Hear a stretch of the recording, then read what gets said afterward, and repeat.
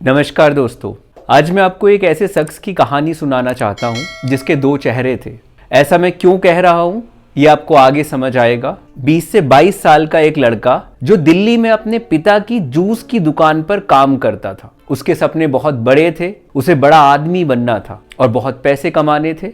उस लड़के ने पैसे कमाने के लिए पायरेटेड कैसेट का काम शुरू किया और कुछ ही सालों बाद वह लड़का देश की सबसे बड़ी म्यूजिक कंपनी का मालिक बन गया।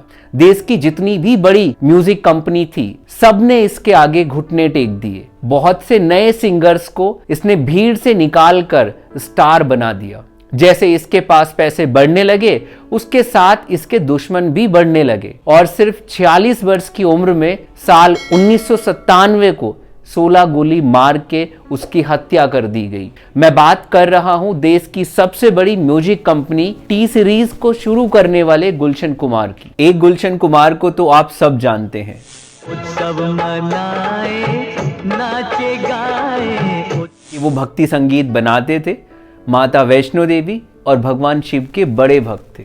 साल 1983 में उन्होंने वैष्णो देवी में एक भंडारे की शुरुआत की जो आज भी उनके नाम से चल रहा है। लेकिन ये उनका आधा सच है। जो आधा सच आप नहीं जानते उसी में उनकी सफलता का राज भी है और मौत का कारण भी। इस कहानी की शुरुआत होती है साल 1947 से, जब देश का बंटवारा हुआ। उस समय पाकिस्तान में रह रहे हिंदुओं पर बहुत अत्याचार हुए जिस वजह से ज्यादातर हिंदुओं को वहां से भागना पड़ा। उसी दौरान चंद्रभान कुमार दुआ का परिवार पाकिस्तान के पश्चिम पंजाब के झंग जिले से भागकर दिल्ली में आकर बस गया। दिल्ली के दरियागंज इलाके में चंद्रभान ने एक जूस की दुकान शुरू की। दिल्ली आने के 3 से 4 साल बाद 11 मई 1951 को चंद्रभान के बड़े बेटे का जन्म हुआ जिसका नाम था गुलशन कुमार दुआ। गुलशन को बचपन से ही गाना गाने और हिंदी फिल्में देखने का बहुत शौक था। गुलशन ने पढ़ाई के साथ साथ जूस की दुकान पर अपने पिता का हाथ बटाना शुरू कर दिया। लगभग इसी समय हमारे देश में कैसेट्स का चलन शुरू हुआ था। ग्रामोफोन भारत की पहली बड़ी कंपनी थी जो उस समय कैसेट्स बनाती थी और मार्केट में एचएमवी कंपनी के नाम से बेचती थी। उस समय कैसेट्स महंगी थी तो हर कोई नहीं खरीद पाता। फिर कैसेट्स की डिमांड धीरे धीरे बढ़ने लगी लेकिन कंपनी ने अपना प्रोडक्शन नहीं बढ़ाया तो इसका फायदा कुछ दुकान वाले उठाने लगे। उन्होंने पायरेटेड कैसेट बेचना शुरू कर दी। मतलब ओरिजिनल कैसेट से गाने कॉपी कर लोकल कैसेट में रिकॉर्ड करते और कम पैसों में बेचने लगे। उधर गुलशन कुमार ने भी दिल्ली विश्वविद्यालय के देशबंधु कॉलेज से बीए कंप्लीट कर लिया और उन्हें भी काम की तलाश थी क्योंकि जूस बेचने में उनका मन नहीं था, बड़ा आदमी जो बनना था। गुलशन को संगीत का बचपन से ही शौक था तो उसने भी अपने पिता की मदद से गुलमोहर पार्क में एक दुकान ली। गुलशन ने अपनी दुकान के साथ साथ दूर के इलाकों में भी कैसेट बेचना शुरू कर दी। वहां के कुछ किराना स्टोर और पान के खोके वालों से बात कर उनके पास बेचने के लिए कैसेट रख देते। उस समय जो ओरिजिनल कैसेट 25 से 30 रुपए की थी, गुलशन उसकी पायरेटेड कॉपी मात्र 7 से 8 रुपए में बेचने लगे क्योंकि इन्हें ना तो किसी की रॉयल्टी देनी थी और ना ही कोई प्रोडक्शन कॉस्ट थी, जिससे पायरेटेड कैसेट्स की डिमांड तेजी से बढ़ने लगी। आने वाले समय में कैसेट्स का मार्केट कितना बड़ा होगा इसका अंदाजा गुलशन को था और यही सोचकर गुलशन ने नोएडा में सुपर कैसेट्स नाम से एक कंपनी शुरू की और कैसेट्स बनाने लगे। गुलशन ने देखा कि मार्केट में भक्ति गानों की भारी कमी है तो उन्होंने खुद के भक्ति गाने रिकॉर्ड करने शुरू कर दिए। गुलशन कुमार के भक्ति संगीत को लोगों ने बहुत पसंद किया। अब तक गुलशन कुमार ने कैसेट्स के धंधे से करोड़ों रुपए कमा लिए थे। उनकी नजर अब मुंबई की म्यूजिक इंडस्ट्री पर थी। 1983 में गुलशन कुमार ने टी सीरीज नाम से नई कंपनी की शुरुआत की।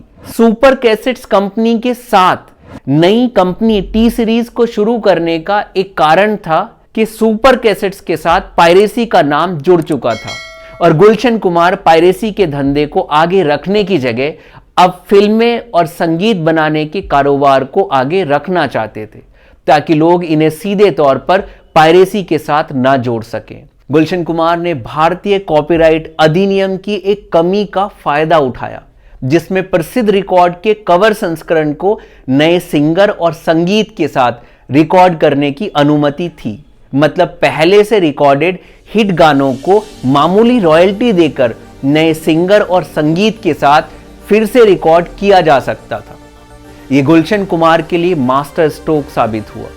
ये वही दौर था जब संगीत की दुनिया के बड़े सितारे जैसे मोहम्मद रफ़ी, किशोर कुमार, लता मंगेशकर, आशा भोसले आदि का एक छत्र राज था और ये नए सिंगर्स को इस इंडस्ट्री में टिकने नहीं देते थे।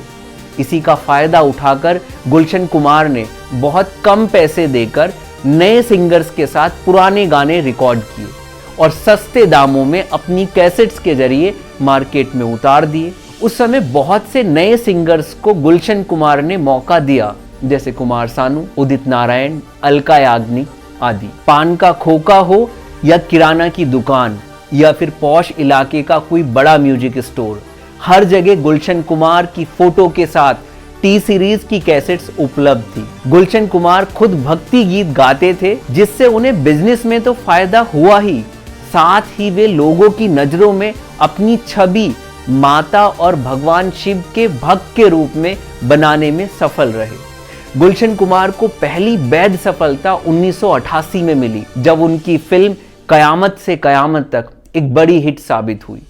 इस फिल्म के म्यूजिक की 80 लाख से ज्यादा कॉपियां बिकी। उसके 2 साल बाद 1990 में आई फिल्म आशिकी उस दौर की सबसे बड़ी हिट हुई। इसके संगीत ने टी सीरीज को एक नई पहचान दी। उस समय आशिकी के म्यूजिक की 2 करोड़ कैसेट बिकी। इस फिल्म का म्यूजिक नदीम श्रवण की एक नई जोड़ी ने दिया। इस जोड़ी का म्यूजिक लोगों को बहुत पसंद आया। उस समय ये जोड़ी गुलशन कुमार की पसंदीदा जोड़ी हुआ करती थी और कई फिल्मों में इन्होंने गुलशन कुमार के साथ काम किया। आशिकी के बाद मानो गुलशन कुमार ने पूरी म्यूजिक इंडस्ट्री पर राज करने का मन बना लिया हो। अब गुलशन कुमार ने पायरेसी को हथियार के रूप में अपने विरोधियों पर इस्तेमाल किया। किसी भी नई फिल्म या एल्बम के म्यूजिक की रिलीज के कुछ घंटों बाद ही गुलशन सस्ते दामों पर उसकी पायरेटेड कॉपी की मार्केट में मानो बाढ़ ला देते। हद तो तब हुई जब हम आपके हैं कौन की रिलीज के तुरंत बाद गुलशन कुमार ने पायरेटेड कैसेट के कवर पर सलमान खान और माधुरी दीक्षित की फोटो लगा के मार्केट में उतार दी और जनता उसे ओरिजिनल समझने लगी, जिसके बाद एचएमवी कंपनी ने गुलशन कुमार पर मुकदमा कर दिया। मामला कोर्ट तक पहुंचा, लेकिन गुलशन कुमार कभी इस प्रकार की शिकायतों से नहीं डरे, क्योंकि वे जानते थे कि इसमें सजा का कोई कठोर प्रावधान नहीं है। अगले साल एक बड़ी फिल्म DDLJ रिलीज हुई, जो अपने दौर की सबसे बड़ी हिट साबित हुई और इसका म्यूजिक जनता के सर चढ़कर बोलने लगा। मीडिया रिपोर्ट्स के मुताबिक इस फिल्म के म्यूजिक की 2.5 करोड़ से ज्यादा कॉपियां बिकी, लेकिन फिल्म निर्माताओं के अनुसार उन्होंने इसकी सिर्फ 1.2 करोड़ कॉपी ही बेची। बाद में पता चला कि मार्केट में इसकी 50% कॉपी से ज्यादा पायरेटेड थी, जो गुलशन कुमार ने बेची थी। उस समय गुलशन कुमार हर रोज 30,000 से ज्यादा कैसेट्स का उत्पादन कर रहे थे। अब किसी कंपनी के लिए फिल्म के म्यूजिक राइट्स खरीदना काफी जोखिम भरा था, क्योंकि सब जानते थे कि रिलीज के तुरंत बाद सस्ते दामों में गुलशन कुमार मार्केट में बड़े पैमाने पर पायरेटेड कॉपी उतार देगा। पायरेसी के इस धंधे से फिल्मों से जुड़े सभी कारोबारियों को बहुत नुकसान हुआ। अब मजबूर होकर हर कोई अपनी फिल्म के राइट गुलशन कुमार को बेचना चाहता था और 1997 तक आते आते गुलशन कुमार ने टिप्स और सारेगामा जैसी बड़ी कंपनियों को घुटने पर ला दिया। 65% से अधिक फिल्मों के राइट अब गुलशन कुमार के पास थे। गुलशन कुमार अब फिल्मों के बड़े कारोबारियों के निशाने पर थे। इनमें टिप्स के मालिक रमेश तेरानी का नाम सबसे ऊपर था। 1997 में ही गुलशन कुमार की पसंदीदा नदीम श्रवण की जोड़ी ने हाय अजनबी नाम की एक एल्बम रिकॉर्ड की। इस एल्बम के सभी गाने नदीम और साधना ने गाए। नदीम चाहते थे कि इसके म्यूजिक राइट्स गुलशन कुमार खरीदे, लेकिन गुलशन कुमार इसके लिए तैयार नहीं थे। उनका कहना था कि नदीम अच्छे म्यूजिक डायरेक्टर हैं, पर नदीम की आवाज अच्छी नहीं है। लेकिन बाद में गुलशन कुमार ने नदीम के कहने पर राइट्स खरीद लिए। जनता ने इस एल्बम को नकार दिया। अपनी एल्बम के फ्लॉप होने का ठीकरा नदीम ने गुलशन कुमार के ऊपर फोड़ दिया। उनका कहना था कि गुलशन कुमार ने मेरी एल्बम का प्रमोशन ठीक से नहीं की। इसके लिए नदीम गुलशन के बीच काफी कहासुनी हुई और नदीम ने गुलशन को देख लेने की बात कही। यह वही दौर था जब अंडरवर्ल्ड का प्रभाव बॉलीवुड में बढ़ने लगा था। प्रोड्यूसर्स के पास वसूली के लिए दाऊद के गुर्गों के फोन आने शुरू हो गए थे। सुभाष घई, गुलशन कुमार सहित कई प्रोड्यूसर को वसूली के लिए धमकी भरे फोन आए। उस समय उत्तर प्रदेश की कल्याण सिंह की सरकार ने गुलशन कुमार को एक सुरक्षा गार्ड उपलब्ध कराया। 5 अगस्त 1997 को गुलशन कुमार के पास एक फोन कॉल आया। गुलशन कुमार कुछ पूछ पाते इससे पहले ही दूसरी ओर से आवाज आती है, मैं अबू सलेम बोल रहा हूँ। वैष्णो देवी में रोज लंगर खिलाते हो, कुछ हमें भी खिलाओ। 10 करोड़ भिजवा दो, तुम्हारी जान बख्श देंगे। तुमने नदीम की एल्बम को सपोर्ट क्यों नहीं किया? गुलशन कुमार ने जवाब दिया कि नदीम की आवाज अच्छी नहीं है, इसीलिए उसकी एल्बम नहीं चली और फोन कट गया। गुलशन कुमार ने इसकी सूचना पुलिस को नहीं दी। आप कह सकते हैं इस धमकी को नजरअंदाज किया। 9 अगस्त को गुलशन कुमार के पास फिर से एक कॉल आया। दूसरी ओर से सिर्फ इतना कहा गया कि तुम हमें हल्के में ले रहे हो, अब अंजाम भुगतने के लिए तैयार रहो। गुलशन कुमार हर रोज की तरह 12 अगस्त 1997 दिन मंगलवार लोखंडवाला कॉम्प्लेक्स स्थित अपने घर से अपनी लाल रंग की गाड़ी में ड्राइवर रूपपाल के साथ जुहू के जीतन नगर इलाके में स्थित महादेव मंदिर के लिए निकलते हैं, जहां पहले से ही दाऊद के 3 गुर्गे दाऊद मर्चेंट उर्फ असद रऊफ, उसका भाई अब्दुल राशिद और विनोद जगताप गुलशन कुमार का इंतजार कर रहे थे। उनका सिक्योरिटी गार्ड 2 दिन से बीमार था, तो आज वह गुलशन कुमार के साथ नहीं था। गुलशन कुमार पूजा करने के बाद मंदिर समिति के अध्यक्ष रामचंद्र लगावरे से मिल मंदिर से बाहर निकलते हैं और अपनी गाड़ी की ओर बढ़े। तभी उन्हें लगा कि कोई शख्स उनके पीछे खड़ा है। गुलशन कुमार जैसे पीछे मुड़े तो नीली जीन्स पहने लंबे बालों वाला दाऊद मर्चेंट कहता है, बहुत कर ली पूजा, अब ऊपर जाके करना, और एक के बाद एक 3 गोली दाग देता है।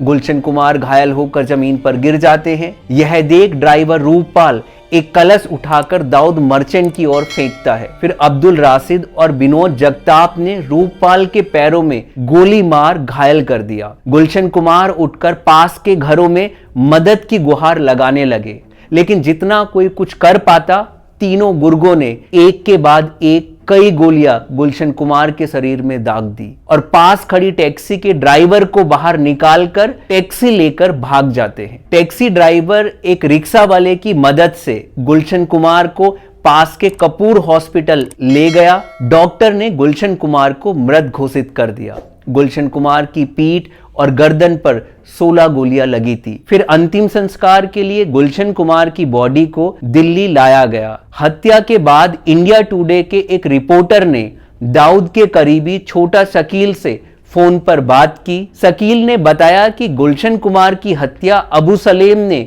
दाऊद के इशारे पर कराई। नवंबर 1997 में पुलिस की 400 पेज की चार्जशीट में अबू सलेम, नदीम सैफी और टिप्स के मालिक रमेश तेरानी समेत 26 लोगों को आरोपी बनाया गया। इसमें एक आरोपी मोहम्मद अली सरकारी गवाह बन गया। रमेश तेरानी पर आरोप था कि उसने दाऊद के गुर्गों को मर्डर के लिए 25 लाख रुपए दिए थे, लेकिन पुलिस तेरानी के खिलाफ कोई सबूत पेश नहीं कर पाई और तेरानी कोर्ट से बरी हो गए। नदीम को पुलिस ने अपनी रिपोर्ट में सह साजिशकर्ता बनाया, लेकिन नदीम पहले से ही अपनी बीवी के इलाज के लिए लंदन गया था और इस केस के कारण वापस नहीं आया और यूके की नागरिकता ले ली। अबू सलेम को जब पुर्तगाल से भारत लाया गया, उस समय पुर्तगाल के साथ हुई संधि के अनुसार अबू सलेम पर उन्हीं केस पर मुकदमा चलेगा जिन पर सहमति बनी और गुलशन कुमार का मर्डर केस उस सहमति का हिस्सा नहीं था। इसीलिए अबू सलेम को इस केस में एब्सेंट रखा गया। इस केस में तीनों शूटर्स को ही सजा हो पाई थी। कई मेन साजिशकर्ता पुलिस की गिरफ्त से बाहर रहे, जिसमें दाऊद का भाई अनीस भी शामिल था, क्योंकि अनीस और अबू सलेम ने ही पूरी प्लानिंग दुबई के एक होटल में की थी। धन्यवाद।